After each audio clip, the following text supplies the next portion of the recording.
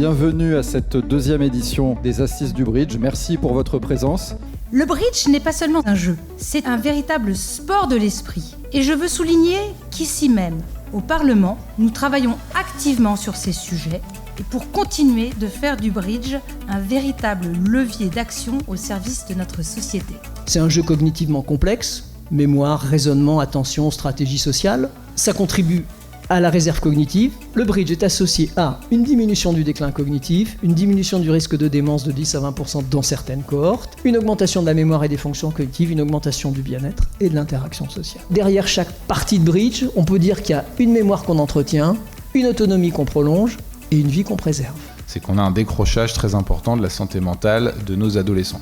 Et donc effectivement, ces sports de l'esprit pourraient tout à fait être un substitut très intéressant. Et c'est bon pour la santé mentale, donc de participer à quelque chose qui est collectif, qui va se faire en équipe. Et j'ai tout de suite compris les effets positifs du bridge sur la stimulation cognitive, la réduction du déclin cognitif, la mémoire, un bien-être émotionnel.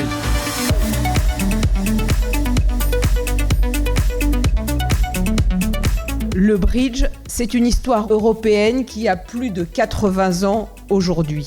Et si un simple jeu de cartes pouvait devenir un véritable levier pour les apprentissages et le développement des élèves? C'est exactement ce que propose le projet Petit Bridge at School, donc un projet Erasmus+, de coopération européenne. Tous les professionnels constatent aussi qu'on a le développement du sentiment d'appartenance. Donc ces filles qui osent. C'est donc très tôt, dès l'école primaire, que nous pouvons agir pour montrer aux filles qu'elles ont toute leur place dans les activités intellectuelles, logiques et stratégiques. L'école doit déconstruire les stéréotypes. Et je pense que le bridge est particulièrement efficace pour cela.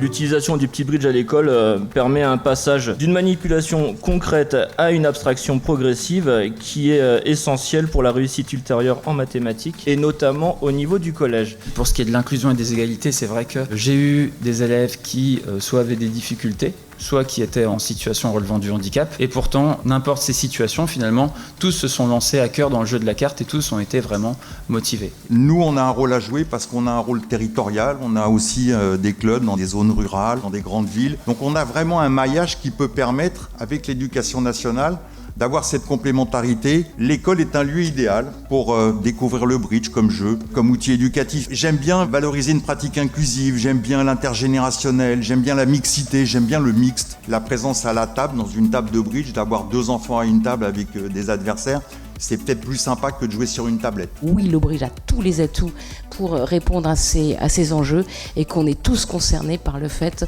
de pouvoir, grâce à cela, favoriser cette inclusion de tous.